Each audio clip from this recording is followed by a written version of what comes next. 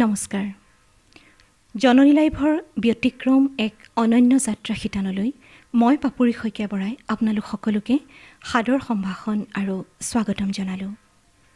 দৰ্শকবৃন্দ, আমি সকলোৱে জ্ঞাত যে বৰ্তমান সময়ত আমি এক অৱৰুদ্ধ আৰু সংকটময় পৰিস্থিতিত সোমাই পৰিছোঁ।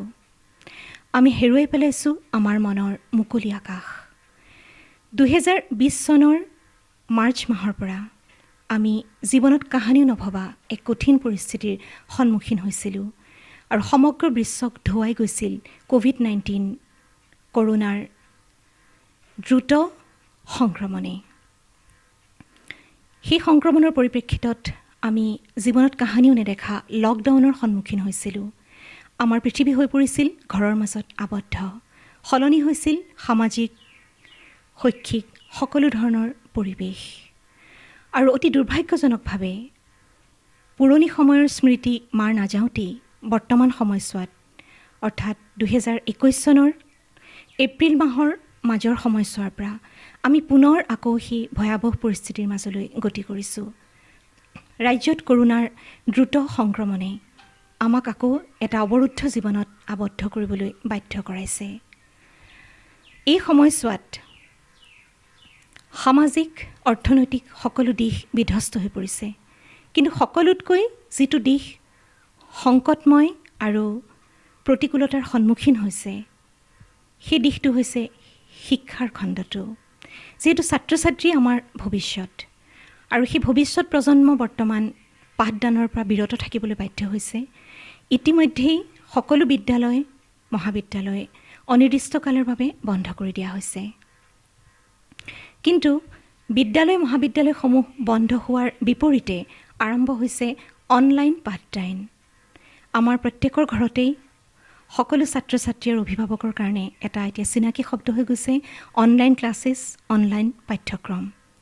আজি আমি এই ব্যতিক্ৰমৰ মজিয়াত অনলাইন পাঠ্যক্ৰমৰ ওপৰতে এটি চমু আলোচনা আগবঢ়াবলৈ প্ৰয়াস কৰিছোঁ। এই আলোচনাৰ বাবে মই জননী লাইভৰ ব্যতিক্ৰমৰ মজিয়ালৈ নিমন্ত্ৰণ কৰি আনিছোঁ নৱপ্ৰজন্মৰ দুজন যুৱ শিক্ষক। মোৰ লগত আছে গোলাঘাটৰ এখন ব্যক্তিগত খণ্ডৰ বিদ্যালয় মহাত্মা বাল্য ভৱনৰ গণিত তথা বিজ্ঞানৰ শিক্ষক আদিত্যৰাজ শইকীয়া। আৰু মোৰ লগত আছে গোলাঘাট শংকৰদেৱ শিশু নিকেতনৰ শিক্ষয়িত্ৰী তথা গোলাঘাট ইগনাইট কোচিং চেণ্টাৰৰ প্ৰতিষ্ঠাপক শিক্ষয়িত্ৰী নিহাৰিকা হাজৰিকা। তোমালোক দুয়োকে মই এই অনুষ্ঠানৰ মজিয়ালৈ স্বাগতম জনাইছোঁ। আজি আমি অনলাইন পাঠদানৰ ওপৰত, যিহেতু বৰ্তমান সময়ছোৱাত তোমালোকে অনলাইন পাঠদানৰ কাৰ্যসূচীত ব্যস্ত হৈ পৰিছা, গতিকে অনলাইন পাঠদান কাৰ্যসূচীৰ ওপৰত আমি এটি আলোচনা আগবঢ়াবলৈ প্ৰয়াস কৰিছোঁ। মোৰ প্ৰথম প্ৰশ্নটো আদিত্যৰাজ শইকীয়ালৈ মই আগবঢ়াইছোঁ যে তোমাৰ বিদ্যালয়খনে অনলাইন পাঠ্যক্ৰমৰ এই কাৰ্যসূচীক কিদৰে ৰূপায়ণ কৰিছে? ইয়াত শিক্ষক শিক্ষয়িত্ৰীসকলৰ, ছাত্ৰ ছাত্ৰীসকলৰ কেনে ভূমিকা, সেই বিষয়ে মই তোমাৰ পৰা জানিবলৈ খুজিম। পোনপ্ৰথমেই মই জননী লাইভৰ সমূহ কৰ্মকৰ্তালৈ আন্তৰিক ধন্যবাদ জ্ঞাপন কৰিছোঁ। এই ক'ভিডৰ মাজতো এই অনলাইনৰ পাঠদানৰ ওপৰত দুআষাৰমান ক'বলৈ সুযোগ দিয়াৰ বাবে। আৰু আমি সকলোৱে গম পাইছোঁ যে বিগত বৰ্ষত যি ক'ভিড মহামাৰী, এই মহামাৰীৰ ফলস্বৰূপে আমাৰ সকলোবোৰ স্তব্ধ হৈ পৰিছিল। আৰু বিগত বৰ্ষৰ শেষৰ ফালে যদিও সুস্থিৰ অৱস্থা পাইছিল, তেতিয়া আমি যোনখিনি স্কুলসমূহ আমাৰ ক্লাছ কৰিব পৰা হ'লোঁ অফলাইন মাধ্যমেৰে।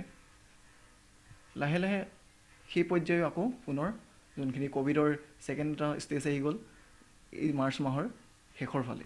এই মাৰ্চ মাহৰ শেষৰ ফালে যোনটো ক'ভিডৰ ছেকেণ্ড ষ্টেজ আহিলে, তাৰ ফলত পুনৰ আকৌ বিদ্যালয়সমূহ বন্ধ কৰিব লগা হ'ল। যাৰ ফলত আমি অনলাইন মাধ্যমলৈ আকৌ পুনৰ ঘূৰি গ'লোঁ। আমি এই বছৰৰ 3 মে' তাৰিখৰ পৰা পুনৰ অনলাইন মাধ্যমত আমি শিক্ষাদান কৰিবলৈ আৰম্ভ কৰিলোঁ। য'ত আমি সকলোৱে জানো বিগত বৰ্ষত গুগল ফৰ্মৰ জৰিয়তে বা আমি হোৱাটছএপৰ জৰিয়তে বিভিন্ন আমি যোনখিনি তথ্য হয়, সেই তথ্যখিনি দিবলৈ চেষ্টা কৰিছিলোঁ। কিন্তু তাতকৈ এইবাৰ অলপ উন্নত পৰ্যায়ৰ আমি শিক্ষাদানৰ ব্যৱস্থা কৰিছোঁ। য'ত গুগল মিটৰ জৰিয়তে আমি ছাত্ৰ ছাত্ৰীসকলক আমাৰ সন্মুখত বহুৱাৰ পাঠদান দিয়াৰ দৰে আমি তেনেকুৱা ব্যৱস্থা ল'ব পাৰিছোঁ। তাৰ লগতে যিসকলৰ অসুবিধা হৈছে সেই ক্ষেত্ৰতো অসুবিধা হৈছে, তেওঁলোকৰ কিছুমানৰ আছে অসুবিধা পাইছে, তেওঁলোকৰ বাবে আমি হোৱাটছএপৰ ডকুমেণ্টছ দিব পাৰিছোঁ বা ভিডিঅ' দিব পৰা হৈছোঁ। আৰু লগতে আমি আৰু এটা এইবাৰ সুবিধা কৰিছোঁ যে আমাৰ শিক্ষক শিক্ষয়িত্ৰীসকলে ইউটিউবৰ জৰিয়তে ভিডিঅ' বনায়, তাৰ মাধ্যমে আমি ছাত্ৰ ছাত্ৰীসকলক যিমানখিনি পাৰোঁ এই অনলাইনৰ ব্যৱস্থাত সুবিধা দিছোঁ। ছাত্ৰ ছাত্ৰীসকলৰ সঁহাৰি কেনেকুৱা? ছাত্ৰ ছাত্ৰীসকলৰ সঁহাৰি বুলি ক'বলৈ গ'লে যথেষ্টখিনি আমি ভাল পাইছোঁ। তেওঁলোকে হয় বহুতৰ অসুবিধা হৈছে, তাৰ ক্ষেত্ৰতো তেওঁলোকে কিন্তু আমি যিমানখিনি পাৰে তেওঁলোকে আমাক ছাপোৰ্ট কৰিছে এই ক্ষেত্ৰত, বা কিবা নোৱাৰিলেও তেওঁলোকে ফোন কৰি হ'লেও আমাক সেই ক্ষেত্ৰত সহায় আগবঢ়াইছে। বিগত বৰ্ষতকৈ অনলাইন পাঠদানত তাৰমানে তুমি এই বছৰ ছাত্ৰ ছাত্ৰীসকলক অধিক সক্ৰিয় ৰূপত পাইছোঁ বুলি ক'বলৈ বিচাৰিছা? হয়, অধিক সক্ৰিয় ৰূপত পাইছোঁ, কিয়নো বিগত বৰ্ষত আমি অকল হোৱাটছএপৰ আৰু গুগল ফৰ্মৰ জৰিয়তে আমি ক্লাছবোৰ কৰিব লগা হৈছিলে, কিন্তু এইবাৰ আমি গুগল মিটৰ গুগল মিটৰ এটা কি হয় উন্নত মানৰ এটা প্ৰযুক্তি, যাৰ সহায়ত আমি তেওঁলোকক সম্পূৰ্ণ আমাৰ সন্মুখতে দেখা পাইছোঁ, যাৰ বাবে তেওঁলোকে কি কৰিছে কেনেকৈ পঢ়িছে সেইখিনিও আমি অনুমান কৰিব পাৰিছোঁ। হয়, নিয়মানুবৰ্তিতাৰ ক্ষেত্ৰতো আমি কি হৈছে তেওঁলোকক আমি এবাৰ ইউনিফৰ্মৰ ব্যৱস্থা কৰা হৈছে যাতে তেওঁলোকে এটা নিয়ম মানি চলে। সেইকাৰণে আমি ইউনিফৰ্মৰ ব্যৱস্থাও কৰিছোঁ যাতে তেওঁলোকক আমি গুগল মিটৰ ইউনিফৰ্মৰ জৰিয়তে আমি তেওঁলোকক দেখা পাওঁ। ঠিক আছে, ধন্যবাদ। মই এইবাৰ নিহাৰিকা হাজৰিকাৰ ওচৰলৈ আহিছোঁ।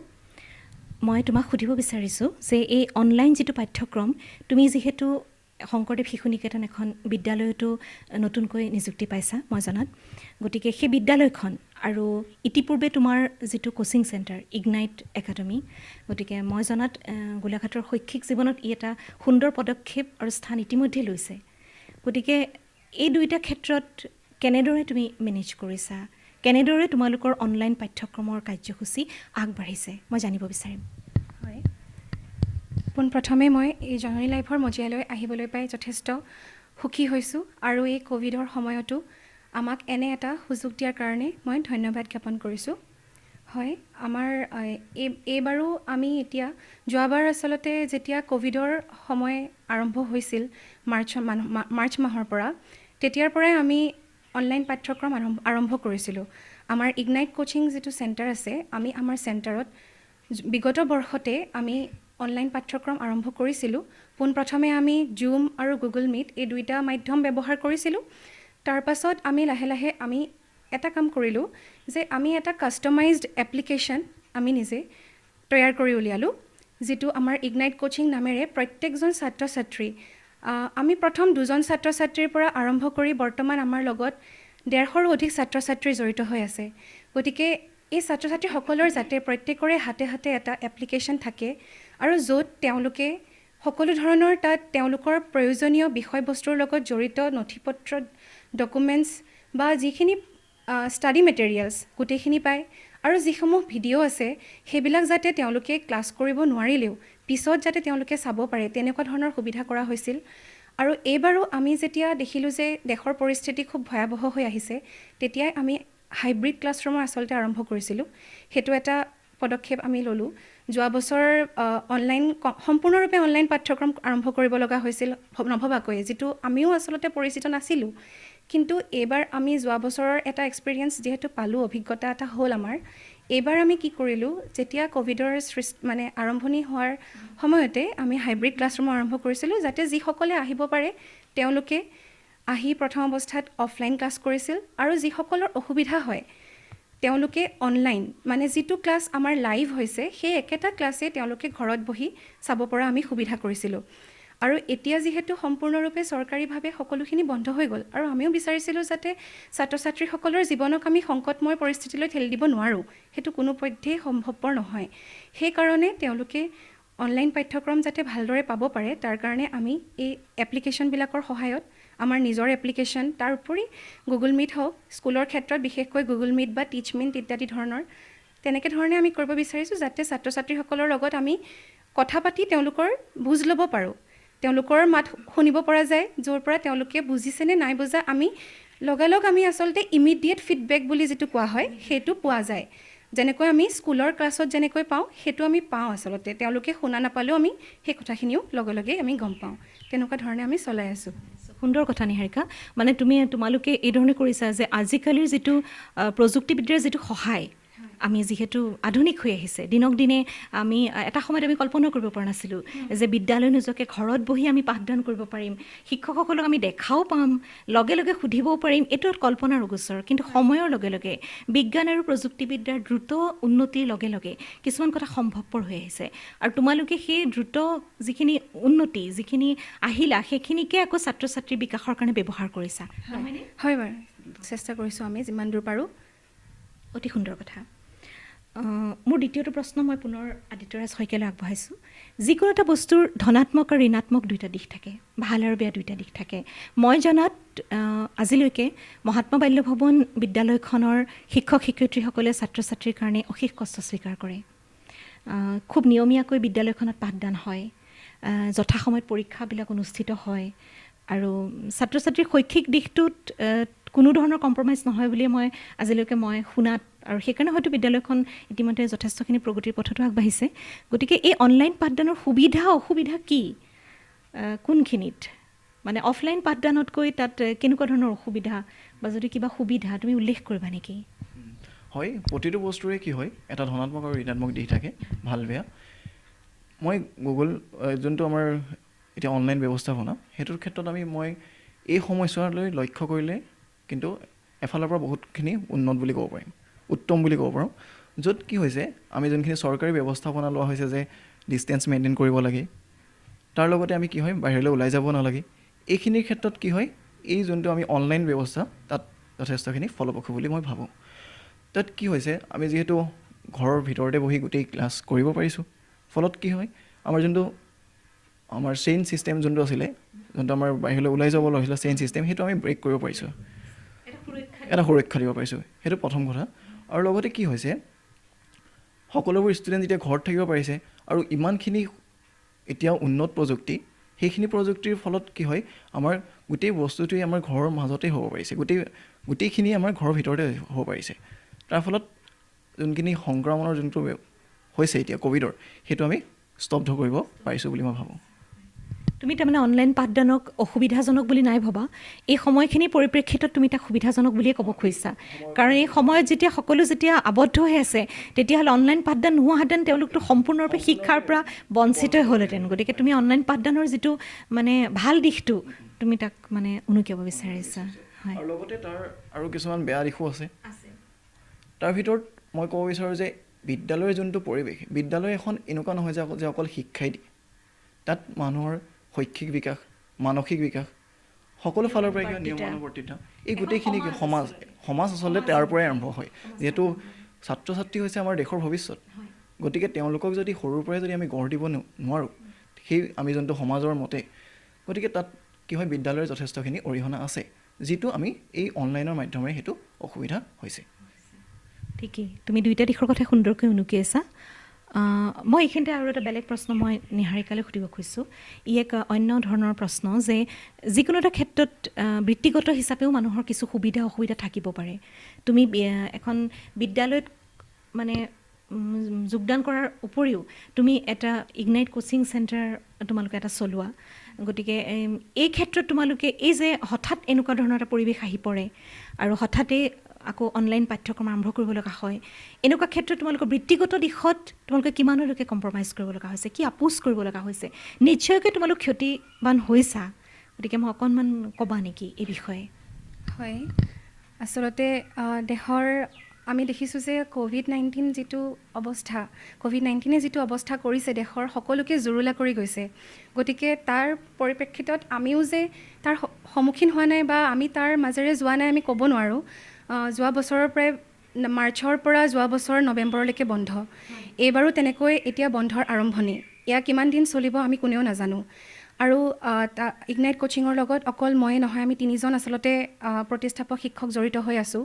গতিকে আমি 3জনে যথেষ্ট কষ্টও স্বীকাৰ কৰিব লগা হৈছে। আৰু এটা কথা ঠিক যে যেতিয়া লক্ষ্য স্থিৰ হয় তেতিয়া বিভিন্ন বিপদ বা যিকোনো আমাৰ সন্মুখত যি প্ৰত্যাহ্বান আহে আমি তাৰ কষ্ট স্বীকাৰ কৰিবলৈ আমি বাধ্য আৰু আমি মানে সেইটো আমি এটা চেলেঞ্জ হিচাপে আমি ল'বই লাগিব কাৰণ এই সময়খিনিত প্ৰত্যেকজন অভিভাৱকেও প্ৰত্যেকজন শিক্ষকেও আচলতে এইখিনি সময় চেলেঞ্জ হিচাপে ল'বই লাগিব আৰু বৃত্তিৰ ক্ষেত্ৰত বা মানে অৰ্থনৈতিক ক্ষেত্ৰত আমি যোৱা বছৰো তেনেকৈ বিশেষভাৱে মানে আমি ক্ষতিগ্ৰস্ত হৈছিলোঁ আৰু এইটো ক'ব নোৱাৰোঁ যে একেবাৰে ক্ষতিগ্ৰস্ত হৈ আমি তাৰ পৰা মূৰ দাঙি তুলিবলৈ আমি য'ত পৰিমাণে যিমান পাৰোঁ চেষ্টা কৰিছোঁ আৰু অভিভাৱকসকলেও আমাক সহায় কৰিছে ঠিক তেনেকৈ এইবাৰো আমি মানে আচলতে কি হয় আমি আমাৰ যিটো চেণ্টাৰ আমি গোলাঘাটৰ বিভিন্ন স্কুলৰ পৰা 20জনকৈ ছাত্ৰ ছাত্ৰীক আমি সম্পূৰ্ণ বিনামূলীয়াকৈ সম্পূৰ্ণ বৰ্ষতিৰ বাবে পঢ়াওঁ গতিকে সেই ক্ষেত্ৰত আমি যথেষ্ট ত্যাগ স্বীকাৰ কৰিব লগা হয়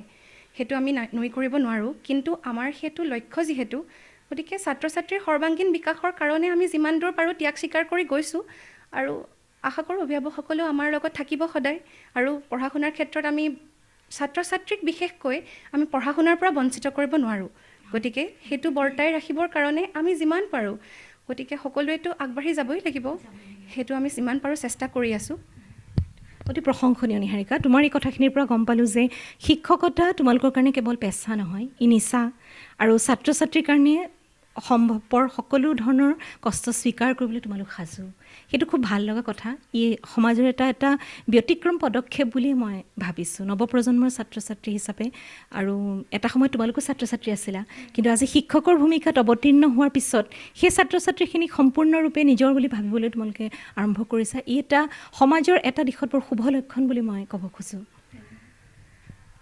মই মোৰ অন্য এটি প্ৰশ্ন মই আদিত্যৰাজ শইকীয়ালৈ আগবঢ়াইছোঁ যে অনলাইন পাঠদান এতিয়া যেতিয়াৰ পৰা বিদ্যালয় মহাবিদ্যালয়সমূহ বন্ধ হৈছে গতিকে আমি চৰকাৰী নিৰ্দেশনা মতে অনলাইন পাঠদান কৰিবলৈ প্ৰত্যেকখন বিদ্যালয়ে আৰম্ভ কৰিছে মানে তেওঁলোকক কোৱা হৈছে আৰু সেইখিনি যথোচিত অৱশ্যে ক'ব লাগিবও কিন্তু এই ক্ষেত্ৰত চৰকাৰৰ কৰণীয় কিবা আছে বুলি তুমি ক'ব খোজা নেকি কাৰণ অনলাইন পাঠদান সকলো ক্ষেত্ৰতে আৰু সকলো ছাত্ৰ ছাত্ৰীৰ কাৰণে সম্ভৱপৰ হয় জানো ইয়াত চৰকাৰৰ ক'বলৈ গ'লে তেওঁলোকে হয় কৈছে যে অনলাইন কৰিব লাগে তেওঁলোকে কৈ দিছে কিন্তু তাৰ পাছৰ যোনখিনি অৱস্থা সেই ছাত্ৰ ছাত্ৰীসকলৰ মাজত সেইখিনি আমি দেখিছোঁ এতিয়া অনলাইন তেওঁলোকৰ যথেষ্টখিনি কৰিব লগা আছে চৰকাৰ হিচাপে তেওঁলোকে যোনটো আমাৰ নেটৱৰ্ক ব্যৱস্থা যোনটো ইণ্টাৰনেট সেৱা সেই ইণ্টাৰনেট সেৱাটো তেওঁলোকে উন্নত কৰাটো মই বিচাৰোঁ আৰু লগতে যোনখিনি ছাত্ৰ ছাত্ৰীসকলৰ এই যোনটো ইণ্টাৰনেট ব্যৱস্থা কি হয় মই ভাবোঁ সেই ছাত্ৰ ছাত্ৰীসকলৰ বাবে বিনামূলীয়া কৰিব লাগে এই সময়ছোৱালৈ লক্ষ্য কৰি তেওঁলোকে বিনামূলীয়া কৰা উচিত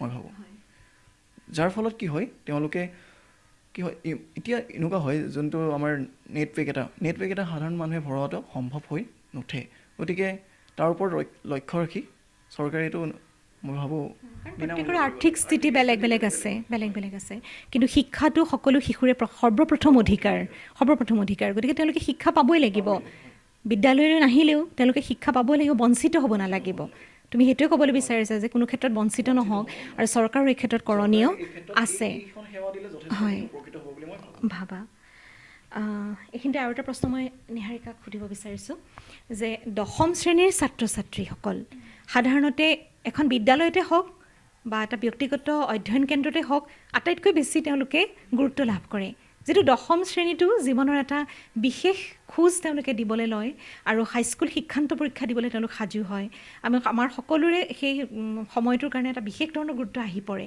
গতিকে 10ম শ্ৰেণীৰ ছাত্ৰ ছাত্ৰীসকলক এই ক্ষেত্ৰত তুমি কি ক'ব বিচাৰিবা হয় নিশ্চয়কৈ এটা বৰ গুৰুত্বপূৰ্ণ প্ৰশ্ন আচলতে 10ম শ্ৰেণী বুলি ক'লে সকলোৰে বুকুটো আমাৰ ঢিপিংকৈ উঠে কাৰণ 10ম শ্ৰেণীৰ ছাত্ৰ ছাত্ৰীসকলকে যেন সম্পূৰ্ণ গুৰুত্বখিনি মানে বহুত বেছি পৰিমাণে এটা হয় যথেষ্ট অভিভাৱকৰ ফালৰ পৰা এটা চাপ বুলিয়ে ক'ব পৰা যায় বা আমাৰ স্কুলৰ হওক বা বিভিন্ন ধৰণৰ পঢ়াৰ ক্ষেত্ৰত এটা বিশেষ ধৰণৰ আচলতে মই ক'ব বিচাৰোঁ যে আৰু এতিয়া বৰ্তমান আচলতে প্ৰতিযোগিতাৰ যুগ এইদৰেই কোৱা হয় বৰ্তমান প্ৰতিযোগিতাৰ যুগ কিন্তু প্ৰতিযোগিতা কাৰ লগত সেইটো আটাইতকৈ ডাঙৰ কথা আমি ছাত্ৰ ছাত্ৰীসকল বা আমি এজন সৰু শিশুক আমি তেওঁলোকৰ মনত প্ৰতিযোগিতা বুলি কি সোমোৱাই দিছোঁ আচলতে সেইটো বহুত ডাঙৰ কথা তেওঁলোকক যদি আমি এখন তেওঁৰ নিজৰ প্ৰতিচ্ছবিক প্ৰতিযোগী হিচাপে যদি দেখুৱাব পাৰোঁ সেইটো আচলতে এজন শিক্ষক বা অভিভাৱকৰ দায়িত্ব হ'ব লাগে বুলি ভাবোঁ কাৰণ এজন শিশু যদি আজি 10 নম্বৰ পায় তেওঁক আজি কাইলৈ মই 100 পাবলৈ তেওঁক জোৰ কৰিব নোৱাৰোঁ তেওঁক মই তেওঁৰ সন্মুখত যদি এখন আইনা থাকে তাত তেওঁৰ নিজৰ প্ৰতিচ্ছবি চাই তেওঁ ক'ব তেওঁ চেষ্টা কৰিব তেওঁক হৰুৱাবলৈ, নিজক হৰুৱাবলৈ। আজি 10 কাইলৈ 20 লাহে লাহে তেওঁ আগবাঢ়িবলৈ চেষ্টা কৰিব। আৰু 10ম শ্ৰেণীৰ ক্ষেত্ৰত কি হয়, আমি যে গুৰুত্ব দিওঁ 10ম শ্ৰেণীটো হয় গুৰুত্বপূৰ্ণ, আৰু হাইস্কুল শিক্ষান্ত পৰীক্ষাও গুৰুত্বপূৰ্ণ। 10ম শ্ৰেণীৰ পাঠ্যক্ৰম গুৰুত্বপূৰ্ণ, মই এইটো ক'ব বিচাৰোঁ। আৰু সেইকাৰণে এতিয়া যিসকল 10ম শ্ৰেণীত আছে বা যিসকলৰ এতিয়া পৰীক্ষামুখী যিসকল আছিল, তেওঁলোকে এতিয়া যিটো মানে তেওঁলোক এটা বৰ বেলেগ ধৰণৰ এটা অৱস্থাত আছে, তেওঁলোকৰ পৰীক্ষা পষ্টপন বাতিল কৰা হৈছে, পিছুৱাই দিয়া হৈছে, এনেকুৱা ধৰণৰ কিছুমান এটা দুধুৰ মুধুৰ অৱস্থা, দুদুল্যমান অৱস্থাত আছে। গতিকে তেওঁলোকৰ আচলতে এইটোৱে যে তেওঁলোকে এতিয়া আৰু সময় পাইছে, যিসকলে পঢ়া নাছিল তেওঁলোকে সময় পাইছে, আৰু তেওঁলোকে পৰীক্ষাৰ বাবে নহয়, জ্ঞান অৰ্জনৰ কাৰণে। আচলতে মই সেইটোৱে ক'ব বিচাৰিছোঁ যে মানে তেওঁলোকে 10ম শ্ৰেণীৰ পাঠ্যপুথিৰ জ্ঞানখিনি জ্ঞান অৰ্জনৰ বাবে পঢ়ক, এইটো নহয়, কাৰণ সেইখিনি বস্তুৱে আচলতে একাদশ শ্ৰেণীত গৈ বিশেষভাৱে প্ৰয়োজন হয়। সেইকাৰণেহে আমি 10ম শ্ৰেণীটো বহুত গুৰুত্ব দিব লগা হয়, কাৰণ এখন বিশাল সাগৰত গৈ আমি পুখুৰীৰ পৰা খুব বিশাল এখন সাগৰলৈ এটা জাপ মাৰোঁ আচলতে। সেই জাপটোত আমাৰ এই দুৱাৰদলিকে আমি আচলতে হাইস্কুল শিক্ষান্ত পৰীক্ষা বুলি কওঁ, যিটো থ্ৰেছহোল্ড, আৰু সেইটোত উজুতি নাখাবলৈ আচলতে আমি ভালকৈ পঢ়িব লাগে। আৰু 10ম শ্ৰেণীৰ ছাত্ৰ ছাত্ৰীসকলে বাকী একো কথা চিন্তা নকৰি লকডাউনক ব্লেছিংছ হিচাপে লৈ, আশীৰ্বাদ হিচাপে লৈ তেওঁলোকে পঢ়ক। ঘৰত থাকি বিশেষ বেছি তেওঁলোকৰ ফিজিকেল বৰ এটা এক্টিভিটি এনেও নাথাকে 10ম শ্ৰেণীত, গতিকে তেওঁলোকে ঘৰতে যিখিনি পাইছে, কাৰণ প্ৰতিজন শিক্ষকেই বৰ্তমান সম্পূৰ্ণৰূপে চেষ্টা কৰিছে, তেওঁলোকৰ নিজৰ সকলো ত্যাগ স্বীকাৰ কৰি চেষ্টা কৰিছে তেওঁলোকক যাতে সকলোখিনি সুবিধা দিয়া হওক। গতিকে তেওঁলোকে ঘৰতে বহি যদি সেইখিনি ভালদৰে ৰূপায়ণ কৰিব পাৰে কাৰ্যক্ষেত্ৰত, তেতিয়াহ'লে নিশ্চয়কৈ উপকৃত হ'ব পাৰিব। তুমি বৰ সুন্দৰ কথা ক'লা নিহাৰিকা, মানে অসুবিধাক সুবিধা বুলি লৈ আগবাঢ়িবলৈ তুমি আচলতে কৈছা, কাৰণ যিটো দিশত আমি ঋণাত্মক দিশ পাওঁ তাৰ পৰাই আকৌ নতুন এটা যাত্ৰা আমি হয়তো কেতিয়াবা আৰম্ভ কৰিব পাৰোঁ। কোৱা হয় যে এখন দুৱাৰ বন্ধ হ'লে বেলেগ এখন খোল খাই যায়, গতিকে চিন্তাৰ দুৱাৰ এখন তেওঁলোকেও খুলিব লাগে। মই আৰু এটা প্ৰশ্ন এইখিনি সময়ত আদিত্যৰাজলৈ আগবঢ়াইছোঁ যে তুমিতো কৈছা যে বহুত ছাত্ৰ ছাত্ৰীয়ে নিয়মীয়াকৈ অনলাইন পাঠদান গ্ৰহণ কৰিছে, আৰু অভিভাৱকসকলেও নিশ্চয় সন্তুষ্টি লাভ কৰিছে যে তেওঁলোকে তেওঁলোকৰ ল'ৰা ছোৱালীক অনলাইন পাঠদানৰ কাৰণে আগবঢ়াই দিব পাৰিছে, এটা মোবাইল যোগাৰ কৰিছে, যথাসময়ত বহুৱাই দিছে। কিন্তু সেইখিনিয়ে যথেষ্টনে? তুমি ছাত্ৰ ছাত্ৰী আৰু অভিভাৱকক এই বিষয়ে কি ক'বলৈ বিচাৰা? অভিভাৱক হিচাপে এজন ছাত্ৰৰ বা এগৰাকী ছাত্ৰীৰ ওপৰত যথেষ্টখিনি তেওঁৰ গুৰুত্ব আছে, আৰু ছাত্ৰ ছাত্ৰী, শিক্ষক শিক্ষয়িত্ৰী আৰু অভিভাৱক এই তিনিওটাৰ মিশ্ৰণ হৈ কি হয়, এজন ছাত্ৰ বা এগৰাকী ছাত্ৰী কি হয় জীৱনত সফল হৈ উঠে। গতিকে অভিভাৱক হিচাপে তেওঁৰ যথেষ্টখিনি গুৰুত্ব আছে। আৰু বৰ্তমান যিহেতু আমি অনলাইন মাধ্যমেৰে কৰিছোঁ, গতিকে গোটেই সময়খিনি তেওঁলোক ঘৰত থাকে।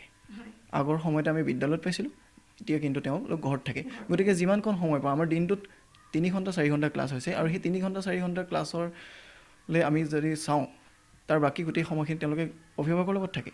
সেই 3-4 ঘণ্টাই যদি তেওঁলোকে পঢ়িছোঁ বুলি ভাবে, বা অভিভাৱকসকলেও যদি সেই 3-4 ঘণ্টাতেই মোৰ ল'ৰাই বা মোৰ ছোৱালীগৰাকী কি হয় পঢ়িছে বুলি ভাবে, সেয়া কিন্তু সম্পূৰ্ণ ভুল। সেই ক্ষেত্ৰত আমি কি হয় অলপ তেওঁলোকক সুবিধাহে দিছোঁ, পাঠদানৰ ক্ষেত্ৰত যাতে স্তব্ধ হৈ নৰয় তাৰ বাবে কি হয় আমি অকণমান সুবিধাহে দিছোঁ। তাৰ পাছৰখিনি কিন্তু অভিভাৱকৰ দায়িত্ব। তেওঁলোকে সেই সময়কণ, সেই 2-3 ঘণ্টাৰ কাৰণে অভিভাৱকে যদি সময়কণ উলিয়াই তেওঁলোকৰ ওচৰত কিনো কৰিছে, বেলেগ একো চাব নালাগে, কি কৰিছে, কেনেকৈ কৰিছে, সেইখিনিকে অলপ যদি নিৰীক্ষণ কৰে, আৰু লগতে কি হয় তাৰ পাছৰ যোনখিনি সময় তেওঁলোকে অলপ ৰেষ্ট দি পুনৰ আকৌ তেওঁলোকৰ সেই শিক্ষাৰ ক্ষেত্ৰত যোন কি পঢ়ালেনো আজি, কেনেকৈ কৰিলেনো, সেইখিনিৰ ওপৰত যদি তেওঁলোকে চকু দিয়ে, আৰু লগতে তেওঁলোকৰ অকল শিক্ষাই নহ'ব, যিহেতু তেওঁলোকৰ আৰু বিভিন্ন আছে, কিছুমানে ছবি আঁকি ভাল পায় বা বিভিন্ন কাম আছে, তেওঁলোকৰ সেইখিনি ক্ষেত্ৰতো তেওঁলোকে অভিভাৱকে গুৰুত্ব দিব লাগে। আৰু মই ভাবোঁ যে অভিভাৱকসকলে এটা মোবাইল গোটাই দিছে, সেইটোৱেই যে মানে আত্মসন্তুষ্টি সেইটো ল'লে নহ'ব। তেওঁলোকৰ ক্ষেত্ৰত কি হ'ব, তেওঁলোকে সেই ছাত্ৰজনে সেই সময় ভালদৰে কৰিছেনে নাই কামবোৰ। আৰু লগতে মই এটা কওঁ যে ছাত্ৰ ছাত্ৰীসকলৰ কাৰণে কৈছোঁ যে ছাত্ৰ ছাত্ৰীসকলে অনলাইন ক্লাছ কৰাৰ সময়ত এখন নোটবুক লাগে, য'ত কি হয় তেওঁলোকে যি পঢ়াইছে জাষ্ট তেওঁলোকে ৱৰ্ডটো লিখি থ'লেও যথেষ্ট।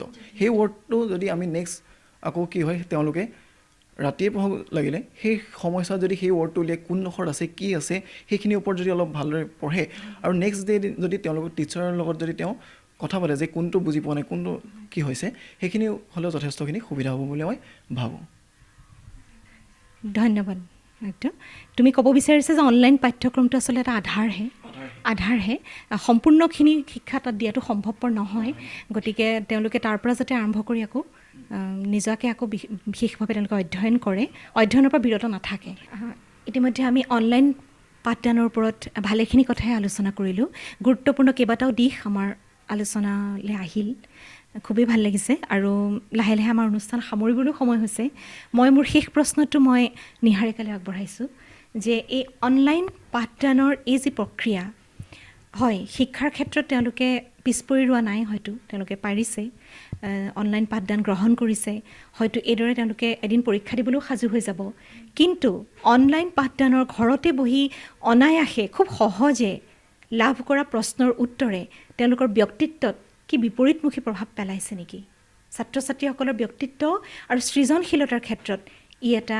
ভয়াৱহ সংকেত আনিছে নেকি হয় এটা আচলতে যথেষ্ট গুৰুত্বপূৰ্ণ প্ৰশ্ন ই ব্যক্তিত্বত বিশেষভাৱে প্ৰভাৱ পেলাইছে বুলিয়েই মই ক'ব বিচাৰোঁ কিয়নো বিভিন্ন যেতিয়া আমি যিহেতু ছাত্ৰ ছাত্ৰীৰ লগত জড়িত হৈ আছোঁ তেওঁলোকৰ অভিভাৱকৰ লগতো আমি জড়িত হৈ আছোঁ বিভিন্ন সময়ত বিভিন্নজন অভিভাৱকৰ পৰাও আমি শুনিবলৈ পাওঁ যে ছাত্ৰ ছাত্ৰীসকলে আজিকালি এটা প্ৰশ্নৰ উত্তৰ খুব সোনকালে মোবাইলত গুগল চাৰ্চ কৰি পাব পাৰে গতিকে তেওঁলোকে নিজাকৈ আৰু চিন্তা নকৰিলেও হৈ যায় গতিকে সেইটো এটা আচলতে ভাল নে বেয়া এজন শিক্ষকে যেতিয়া এটা পাঠ শেষ কৰে পঢ়াই তাৰ পাছত যেতিয়া তাৰ পাঠৰ পাঠভিত্তিক বা তাৰ ভিতৰৰ অতিৰিক্ত প্ৰশ্নোত্তৰ যেতিয়া দিয়ে সেই প্ৰশ্নখিনিৰ উত্তৰ ছাত্ৰ বা ছাত্ৰীগৰাকীয়ে নিজে নিজৰ ভাষাৰে কৰাটো বিচাৰে আৰু বিচৰাটো বাঞ্ছনীয় যদি তেওঁলোকে সেই প্ৰশ্নৰ উত্তৰখিনি লগৰ কাৰোবাৰ পৰা কাৰণ আজিকালি মোবাইলৰ হোৱাটছএপত ইজনে সিজনলৈ চেণ্ড কৰিব পাৰে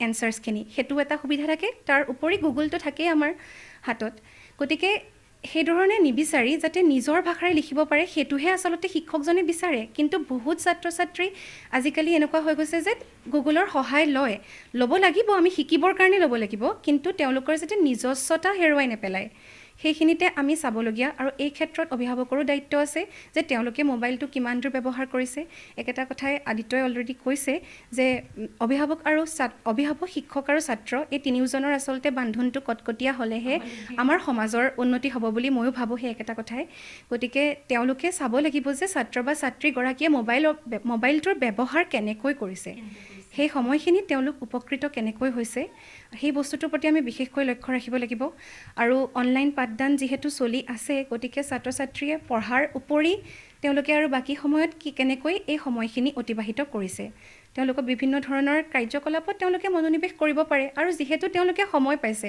আৰু ছাত্ৰ ছাত্ৰীয়ে মোবাইলৰ ব্যৱহাৰ কিয় কৰে সময় অতিবাহিত কৰিবলৈ সময় যিহেতু তেওঁলোকৰ হাতত এতিয়া বহুত সময় যিখিনি সময় আগতে লগৰ ল'ৰা ছোৱালীৰ লগত ব্যৱহাৰ কৰিছিল এতিয়া যিহেতু মাক দেউতাক নিজে বন্ধু হিচাপে কিয় ব্যৱহাৰ কৰিব নোৱাৰে সেইখিনি সময় যিখিনি সময় ছাত্ৰ বা ছাত্ৰীগৰাকীয়ে মোবাইলৰ লগত ব্যৱহাৰ কৰিছে একেখিনি সময়ে তেওঁ বন্ধু হৈ মোবাইলটোক আঁতৰাই মাক দেউতাকে নিজে বন্ধু হৈ ব্যৱহাৰ কৰি এবাৰ চাওকচোন কিজানিবা তেওঁলোকৰ লগত আপোনালোকৰ সম্পৰ্ক আৰু দৃঢ় হয় সেইটোৱে আচলতে আমাৰ সমাজখনৰ উন্নতিৰ শিখৰত আগুৱাই নিব বুলি মই ভাবোঁ অতি সুন্দৰ কথা ক'লা নিহাৰিকা মানে অনলাইন পাঠ্যক্ৰমৰ কাৰণে যি মোবাইলক আমি ব্যৱহাৰ কৰিছোঁ এতিয়া তাৰ দ্বাৰা আমি অন্যান্য আৰু সৃজনশীলমূলক কামোতো কৰিব পাৰোঁ হয় নহয় সেই সৃজনশীলমূলক কাম কৰিলে কাৰণ চোৱা কৰোণাৰ ভয়াৱহতা আজি আছে সমাজত কাইলৈ নাথাকিব এদিন নহয় এদিন এই সংকটৰ সময় নাইকিয়া হ'ব কিন্তু ছাত্ৰ ছাত্ৰীৰ সৃজনশীলতা তেওঁলোকৰ প্ৰতিভাৰ বিকাশটো সদায় ঘটিব লাগিব নহ'লে আমি সমাজে ক'ৰ পৰা আমি সফল ব্যক্তি পাম